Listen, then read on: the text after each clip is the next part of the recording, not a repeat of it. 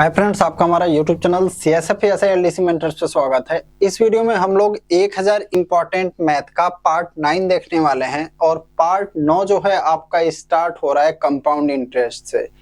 Simple interest और compound interest से आपके दो प्रश्न पूछे जाते हैं। कितने? दो प्रश्न। अगर आप इस चैप्टर को अच्छे से कर लेते हैं, यानी जितना क्वेश्चन मैं दे रहा हूं इस चैप्टर से सिंपल इंटरेस्ट और कंपाउंड इंटरेस्ट का, अगर आप इसको अच्छे से कर लेते हैं, मैं निश्चित बता रहा हूं कि आपका दोनों क्वेश्चन सही होके आप करके आएंगे, दोनों क्वेश्चन सही करके आएंगे। तो हमारा एप्लीकेशन फ्यूचर रोजगार पे CSF ASI LDC का मैं बता दूं 3 कोर्स रनिंग में है। एक पे लिखा होगा CSF ASI LDC 2021, जल्दी से बता देता हूं। कोड यूज करेंगे CSF1, डिस्काउंट मिलेगा 99 का, कोर्स पड़ेगा आपको 500। एक जगह लिखा होगा CSF ASI LDC 22-23, code use करेंगे CSF2, डिस्काउंट मिलेगा 199, कोर्स मिलेगा 800 का। एक जगह लिखा होगा 22-23-24 कोर्सेज में कोड यूज करिएगा CSF3, 299 का डिस्काउंट मिलेगा आपका, कोर्स पड़ेगा 1000 में।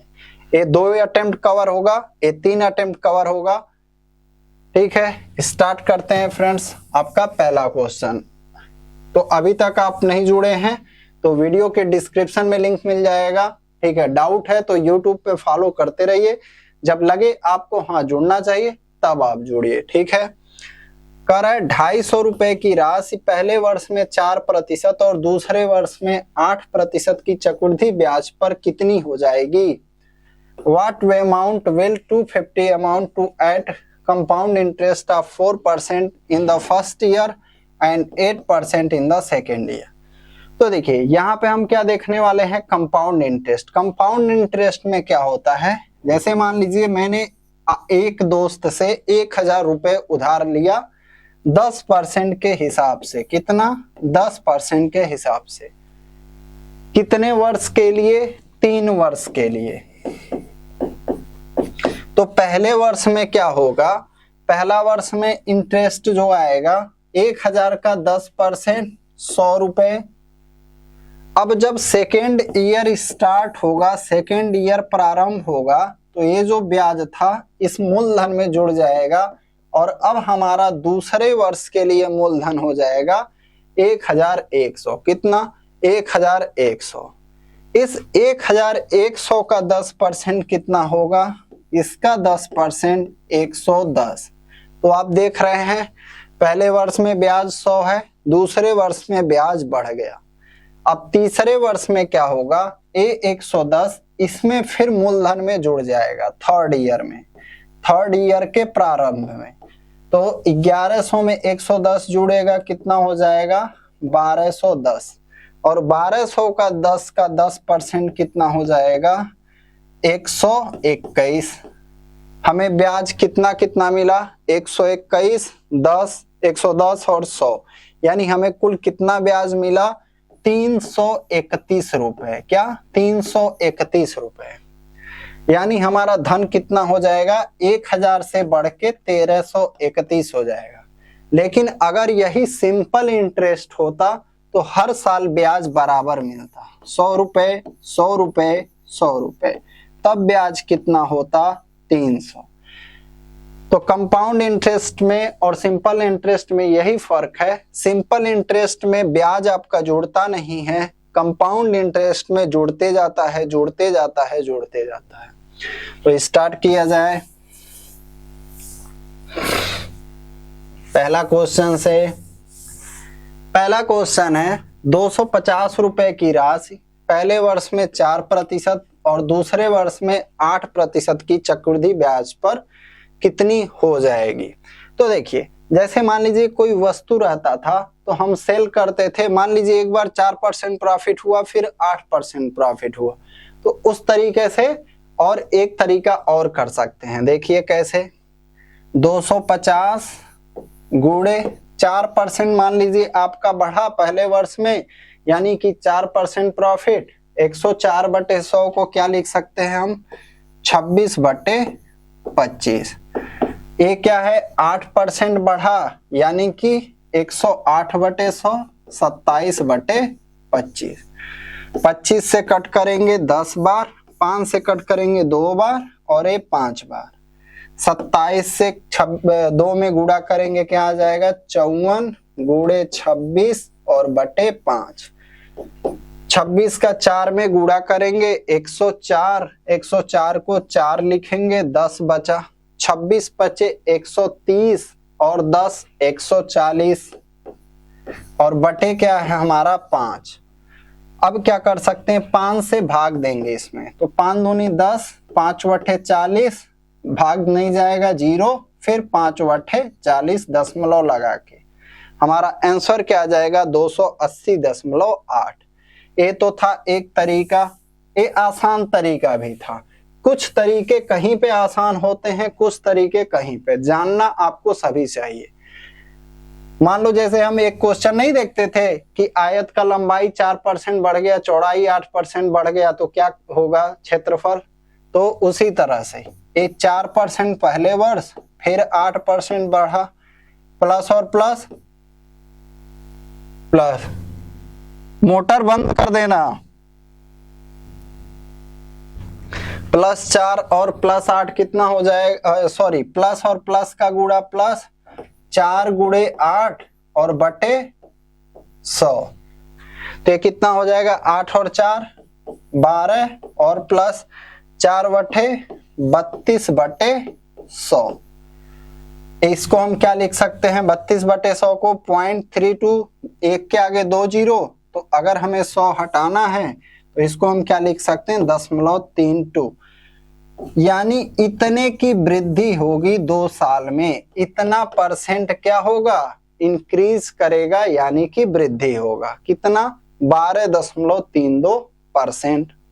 अब देखिए, यानी कि अगर पहले ये हमारा मूलधन 100% है, कितना 100%, तो अब कितना होगा 112.32%, कितना 112.32%, क्यों, क्योंकि इतने की वृद्धि होगी 12.32% की। तो 100% का वैल्यू क्या है 250, 1% का वैल्यू क्या हो जाएगा 250/100, यानी कि आपका कितना हो जाएगा 2.5। 1% का वैल्यू क्या है 2.5, तो इसी 2.5 का इसमें गुणा करते हैं, तो देखिए 25 का गुणा करते हैं, फिर 3 स्थान पे दशमलव लगा देंगे,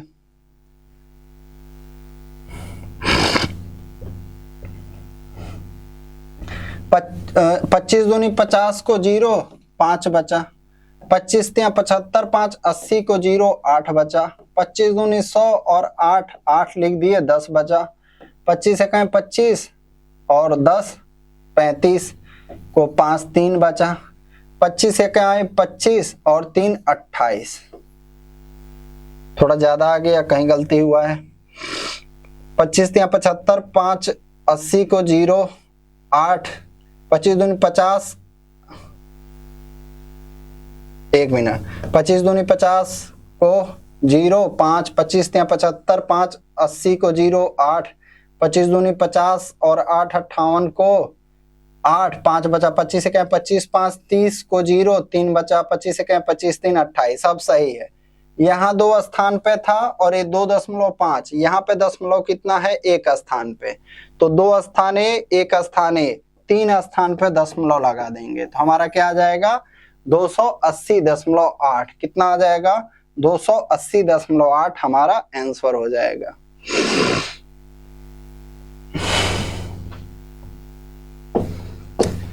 करें, रेखा ने 5% प्रतिवर्ष के चक्रवृद्धि ब्याज पर 12,000 रुपए का निवेश किया।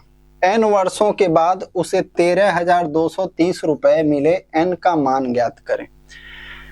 रेखा invested 12,000 at 5% per annum compound interest. After n years, he got 13,230 rupees. Find the value of x, value of n. तो हम इसमें क्या करेंगे, देखिए फार्मूला एक लिख लीजिए, मिश्र धन बराबर मूलधन और यहाँ पे 100 + r और बटे 100 और यहाँ पे n, ये फार्मूला लिख लीजिए। r यहाँ पे रेट ऑफ इंटरेस्ट है, n क्या है, टाइम है। तो देखिए इसको हम p को यहाँ ले आ सकते हैं, क्या लिख सकते हैं इसको, a बटे p बराबर 100 प्लस r बटे 100 और यहाँ पे n लिख सकते हैं, क्या n लिख सकते हैं। तो देखिए a का वैल्यू क्या है 13,230, यानी 13,230 और बटे कितना 12,000, कितना 12,000 बराबर 100 प्लस r का वैल्यू क्या है 5%, यानी 100 प्लस r कितना हो जाएगा 105 बटे 100 को क्या लिख सकते हो आप 21 बटे 20, क्या लिख सकते हो 21 बटे 20। तो यहाँ 21 बटे 20 का n लिखते हैं। 3 से कट करते हैं, इसको कैसे पता चला 3 से कटेगा, इसको जोड़ते हैं 3 2 5 3 8 1 9, 3 से कट जाएगा तो ये 400 आ जाएगा, 4,000 आ जाएगा, 0 0 काट दीजिए, 400 आ गया। 3 से इसको कट करेंगे, 3 चौक 12, 3 चौक 12, 3 एकम 3। तो जो ही यहाँ पे 441 आया और यहाँ पे 400 आया, आपके दिमाग में आना चाहिए, क्या आना चाहिए कि ये किसका स्क्वायर है, 21 का स्क्वायर। तो इधर में क्या लिखेंगे 21 बटे 20 का स्क्वायर और बराबर 21 बटे 20 पे n, क्या 21 बटे 20 पे n। तो देखिए अगर हमारा आधार बराबर है तो घात बराबर होता है, तो n का वैल्यू क्या आ जाएगा 2 ईयर, क्या आ जाएगा 2 ईयर। अगला क्वेश्चन कह रहा है यदि मूल राशि पर 5% प्रति वर्ष की दर पर दूसरे वर्ष 420 रुपए का चक्रवृद्धि ब्याज मिलता है तो मूल राशि कितनी है। If the compound interest on the principal amount at the rate of 5% per annum is 420 rupees in the second year, so what is the original amount। यहाँ पे क्या कह रहा है जो दूसरे वर्ष का चक्रवृद्धि ब्याज है, यानी सिर्फ सेकेंड ईयर का कितना है 420। हम पहले मूलधन मान लेंगे हमारा मूलधन जो है 100x है, क्या है हमारा जो प्रिंसिपल अमाउंट है 100x है। तो पहले वर्ष में 5% के हिसाब से इसका ब्याज कितना हो जाएगा, फर्स्ट ईयर में इंटरेस्ट कितना हो जाएगा 5x, फर्स्ट ईयर में इंटरेस्ट क्या आ गया 5x आ गया। अब क्या होगा ये 5x इस 100x में जुड़ जाएगा और जो हमारा प्रिंसिपल होगा सेकेंड ईयर में 100x और 5x 105x, कितना 105x, ये हमारा प्रिंसिपल हो गया। 105x का 5% कितना 5% जो है कितना है 420, इसी पे तो ब्याज मिल रहा है 420 रुपया, कितने के हिसाब से 5% के हिसाब से। तो 105x गुणे 5% का मतलब 5 बटे 100, यानी कि 1 बटे 20 कितना है 420 है। हमें बताना क्या है इस 100x का वैल्यू बताना है। तो देखते हैं 105 से कट करेंगे 420 को 4 बार में, x बराबर हमारा आ जाएगा 20 गुणे 4, क्या आ जाएगा 80 आ जाएगा। कितना आ गया x बराबर क्या आ गया हमारा 80 आ गया। अब 100x का वैल्यू हमें बताना है, किसका 100x का वैल्यू बताना है। तो 100 का गुणा यहां भी कर देंगे, 100 का गुणा यहां पे, हमारा आंसर क्या आ जाएगा 8000, क्या आंसर हो जाएगा 8000।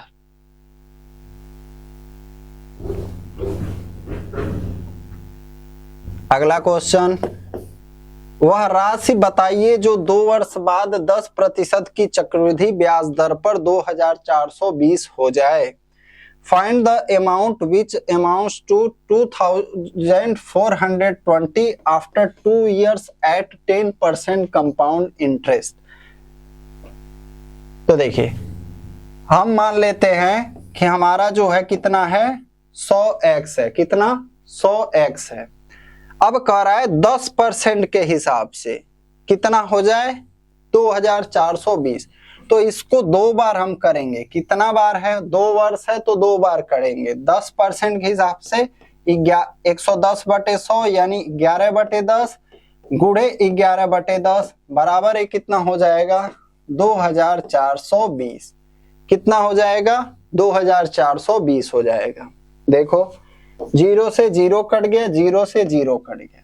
अब यहाँ पे क्या मिला 121x बराबर 2420।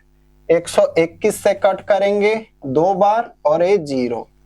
x का वैल्यू क्या आ गया 20। हमसे क्या पूछ रहा है वह राशि। तो वह राशि हम लोग कितना लिए थे, वह अमाउंट कितना लिए थे 100x।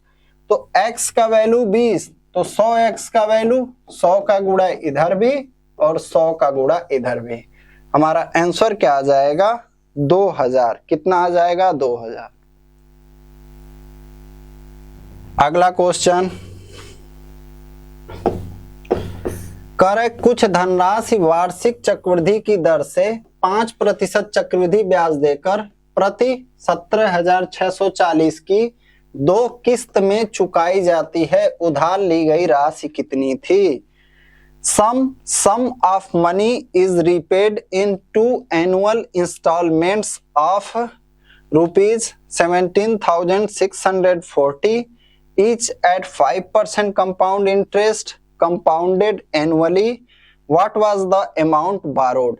तो जब आपका क्या रहे चक्रवृद्धि ब्याज पे किस्त से संबंधित प्रश्न रहे, एक कितना किस्त पे है 2 किस्त पे है। तो आपको करना क्या है देखिए फार्मूला लिख लीजिए। देय धन यानी जो धन है हमारा बराबर किस्त यानी इंस्टॉलमेंट। किस्त का मतलब इंस्टॉलमेंट, किस्त बटे 100 प्लस आर और बटे 100। अगर 2 वर्ष रहेगा तो इसको क्या करेंगे किस्त बटे 100 प्लस आर और बटे 100 और ए स्क्वायर। अगर मान लो 3 वर्ष रहेगा तब क्या करेंगे प्लस। अगर मान लो 3 वर्ष रहेगा तब यहाँ जैसे 100 किस्त बटे इतना है तो 2 वर्ष का हो गया, लेकिन 3 वर्ष रहेगा तब किस्त बटे 100 प्लस आर और बटे 100 और इसका स्क्वायर। ठीक है, तो यहाँ कितना है 2 किस्त में, तो ये तीसरा वाला का सॉरी यहाँ पे 3 रहेगा ठीक है, ये तीसरा वाला मिटा दो।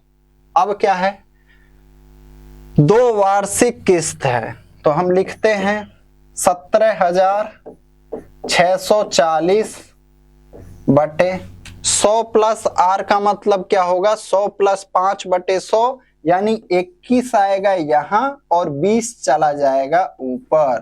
फिर यहाँ पे प्लस किस्त 17,640 बटे 100 प्लस आर यानी 21 बटे 20 का स्क्वायर करिएगा, यहाँ आएगा 441 और ऊपर जाएगा 400। अब क्या करेंगे यहाँ पे हम एलसीएम लेंगे। 21 और 441 का एलसीएम क्या आएगा 441। 21 से कितनी बार जाएगा 21 बार, यानी इसमें 21 का गुणा होगा 17640 और गुणे 20 और फिर गुणे 21 कर दीजिए और प्लस। फिर यहाँ पे 441 से भाग होगा, एक बार जाएगा तो 17,640 और गुणे 400। अब देखो यहाँ पे एक ट्विस्ट आएगा। क्या ट्विस्ट आएगा, हम इस 441 से इसको काट सकते हैं। 17,640 को कितनी बार कटेगा 40 बार कटेगा और ए भी कितनी बार कटेगा 40 बार कटेगा। अब इस 40 का गुणा 21 इसमें करते हैं, 40 गुणे 20 गुणे 21, तो इसको मैं मिटा देता हूं। ठीक है, 40 गुणे 20 और गुणे 21 और प्लस ए हो गया यहाँ और ए भी तो बचा है 40 गुणे 400। ठीक है, 40 का देखते हैं, 4 दूनी 8 और 21 वट है 168 और डबल जीरो लिख दिए, यानी इसका पूरा गुणा किए 16,800 आया, इसका इसमें गुणा किए 16,000 आया। अब जोड़ लेंगे 0 0 8 6 6 12 को 2 1 1 2 और 1 3, यानी हमें ने कितना लिया था 32,800 लिया था। कितना? 32,800। अगला क्वेश्चन, अच्छा पिछला क्वेश्चन आपने देखा था किस्त बराबर था, पिछला क्वेश्चन आपने देखा किस्त बराबर था, लेकिन ऐसा भी हो सकता है कि किस्त अलग अलग हो। क्या हो? किस्त अलग अलग हो। तब क्या करना है, देखो हम लिख लेंगे देय धन बराबर, पहला किस्त क्या है, एक व्यक्ति ने वार्षिक 8% चक्रवृद्धि ब्याज दर पर बैंक से कुछ ऋण लिया और ऋण की पूरी राशि क्रमशः पहले वर्ष के अंत में 50,000, दूसरे वर्ष के अंत में 62,640 की अदायगी करके चुका दी। ऋण राशि रुपए में कितनी थी? A person took some loan from a bank at 8% compound interest per annum and repaid the entire loan amount by paying 50,000 at the end of the first year and 62,640 at the end of the second year respectively. What was the loan amount in rupees? क्या करेंगे? पहला किस्त कितना है? 50,000। यहाँ पे क्या करेंगे? 100 प्लस 8। क्या करेंगे? 100 प्लस 8। फार्मूला क्या था? 100 प्लस 8, ये 8% है, तो यहाँ क्या हो जाएगा? 100 प्लस 8 बटे 100, यानी इसको लिख सकते हैं 27 और ये 25 चला जाएगा ऊपर, सॉरी यहाँ पे 25, एक मिनट, यहाँ पे क्या आ जाएगा? 25। फिर प्लस का चिन्ह बढ़ाएंगे, कितना है? 62,640। 62,640, यहाँ पे क्या होगा? 27 गुणे 27 और एक कितना हो जाएगा? गुणे 625, क्योंकि स्क्वायर करना है। 27 गुणे 27 और यहाँ 625। अब देखिए कॉमन क्या हो जाएगा, यहाँ पे दोनों का काम एलसीएम लेंगे तो, सॉरी कॉमन नहीं एलसीएम, 27 गुणे 27 एलसीएम हो जाएगा, 27 से भाग देंगे कितनी बार जाएगा? 27 बार, यानी इस 27 का यहाँ गुणा करना पड़ेगा। तो देखो 50,000 गुणे 25 गुणे 27 और प्लस यहाँ पे 62640 और गुणे 625। अब आप सोचेंगे कि यहाँ पे क्यों नहीं गुणा किया, क्योंकि 27 गुणे 27 ये है, एक ही बार भाग जाएगा। अब देखो कुछ कटने वाला होगा निश्चित। यहाँ पे देखो 6 6 12 4 16 2 18, ठीक है, 9 से काटते हैं, 9 से 3 बार, 9 से 3 बार, और 9 से इसको भी काटना पड़ेगा। 9 से काटते हैं, 9 छक 54, 8 बचा, 99 81, 5 बचा, 9 छक 54 0। अब क्या ये जाएगा किसी से? 6 6 12 9 21, 3 से कटेगा, तो 3 से काटते हैं, 3 से इसको, 3 से इसको काटते हैं। यहाँ लिखता हूं 3 दूनी 6, 3 त्रिक 9, 3 दूनी 6 0। अब क्या कटेगा? नहीं कटेगा। अब हमें क्या होगा? जोड़ना होगा। क्या? गुणा करके जोड़ना होगा, यानी 25 का गुणा इसमें करेंगे। 25 पचे 125, 125, कितनी बार 0? 4 बार 0, 1 2 3 4, और नीचे हमारा बस ये 27 बचा है, ठीक है। अब ध्यान दीजिए यहाँ पे क्या बचा है? 625 गुणे 2320, तो गुणा करते हैं इसका 625 का 2320 में, 625 का 2320 में, 2320 में जीरो बढ़ा देंगे, प्लस ये जीरो लिख देते हैं, 625 का गुणा करते हैं। 5 दूनी 10 को 0, 5 15 और 1 16 को 6, 5 दूनी 10, 1 11, 2 464 लिख देते हैं डायरेक्ट। एक मिनट, 232 464 लिख देते हैं। 6 का गुणा करते हैं, 6 दूनी 12 को 2, एक बचा, 6 त्रिक 18, 1 19 को 9, एक बचा, 6 दूनी 12, 1 13, यानी यहाँ पे क्या आया, 0 आया, 0 लिख दिया। 6 4 10 को 0, 6 2 8 1 9 1 10 को 0, 9 4 13, 1 14 और 1 15 और 3 1 4 और 1, यानी क्या, 1 0 तो ये लिख दिया था, 2 0 और बढ़ाते हैं और 145 और बटे में कितना आ गया हमारा, यहाँ पे 27 बचा हुआ है। कितना बचा है, 27। तो इसका ले लीजिए स्क्रीनशॉट, फिर मिटाता हूं इसको। ठीक है, तो यही जो है कंपाउंड इंटरेस्ट का सबसे बड़ा सवाल है। ठीक है, अब देखो इसको जोड़ेंगे हम, तो 4 बार 0 दोनों में है तो लिख दीजिए। 125 में 145 को जोड़ेंगे तो 45 और 25 70, यानी कि 270 हो गया। नीचे कितना है, 27 है, 27 से कट करेंगे, एक के आगे 5 बार 0, एक के आगे कितना बार 0 हमारा, 5 बार 0। ऑप्शन पहला जो होगा आंसर हो जा। हमें जैसे मान लो तरीका पता भी है, लेकिन कभी कभी क्या होता है, कहीं बीच में कैलकुलेशन गलत हो गया, कुछ गलत हो गया, तो क्वेश्चन फंस जाता है। ठीक है, ऐसा नहीं है, गलती किसी से भी हो सकता है। ठीक है, क्या कह रहा है, चक्रवृद्धि ब्याज पर निवेशित एक निश्चित धनराशि 3 वर्ष में 800 रुपए एवं 4 वर्ष में 840 रुपए हो जाती है। प्रति वर्ष ब्याज की दर क्या है? A certain sum of money invested at compound interest becomes 800 in 3 years and 840 in 4 years. What is the rate of interest per annum? तो आप यहाँ पे एक चीज ध्यान देंगे, जो टाइम का डिफरेंस है वो 1 वर्ष ही है क्या, और हमारा दर भी जो है क्या है, ये वार्षिक ही है, प्रति वर्ष ही है।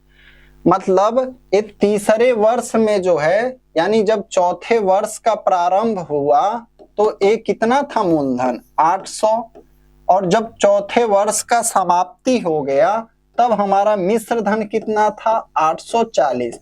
यानी 1 वर्ष में जो ब्याज मिला कितना मिला, 40 रुपए का मिला, और ये 40 रुपए का ब्याज मिला किस पे, इसी 800 पे। तो 40 बटे 800 और गुणे क्या कर देंगे, 100। 00 से 00 काट देंगे, 8 से काटेंगे 5%। अब सोचेंगे इसमें तो कंपाउंड इंटरेस्ट काम नहीं किया। हाँ, जब हमारा दर वार्षिक हो, क्या हो, दर वार्षिक हो और क्या हो, समय का अंतर 1 ही वर्ष है, तो सिंपल इंटरेस्ट की तरह काम करने लगेगा। तो यहाँ दर कितना आ जाएगा, 5%। तो कभी कभी ऐसा चकमा देने के लिए दे सकता है। क्या कह रहा है, 2000 की राशि चक्रवृद्धि ब्याज पर 2 वर्ष में 4000 रुपए हो जाती है, वह राशि कितने वर्षों में 8000 हो जाएगी? A sum of 2000 amounts to 4000 rupees in 2 years at compound interest. In how many years will that amount become 8000? तो देखिए क्या होगा, 2000 से कितना हो जा रहा है, 2000 से 4000। हमसे पूछ रहा है कितने समय में 4000 से 8000 हो जाएगा। यहाँ पे देखिए जस्ट डबल हो रहा है, 2000 का कितना, 2 गुना, 2000 का 2 गुना, तो यही सर्किल चलेगा और समय वही लगेगा। यानी 2 वर्ष में फिर ये कितना हो गया, 2 गुना, फिर 4000 से 2 गुना, यानी गुणे 2 करिए, इतना ही समय लगेगा, यानी 2 वर्ष, 2 वर्ष ही। लेकिन यहाँ 2 वर्ष, यहाँ 2 वर्ष, तो हमारा टोटल जो समय कितना लग गया, 2 वर्ष यहाँ, 2 वर्ष यहाँ, यानी कि 4 वर्ष। वह राशि कितने वर्षों में 8000 हो जाएगी, 2 वर्ष यहाँ लग गया, 2 वर्ष यहाँ लग गया, यानी 4 वर्ष में 8000 हो जाएगा। कह रहे 3000 रुपए की राशि चक्रवृद्धि ब्याज पर 2 वर्ष के पश्चात 6000 रुपए हो जाती है। 4 वर्ष का ब्याज क्या होगा। An amount of 3000 become 6000 after 2 years। तो देखिए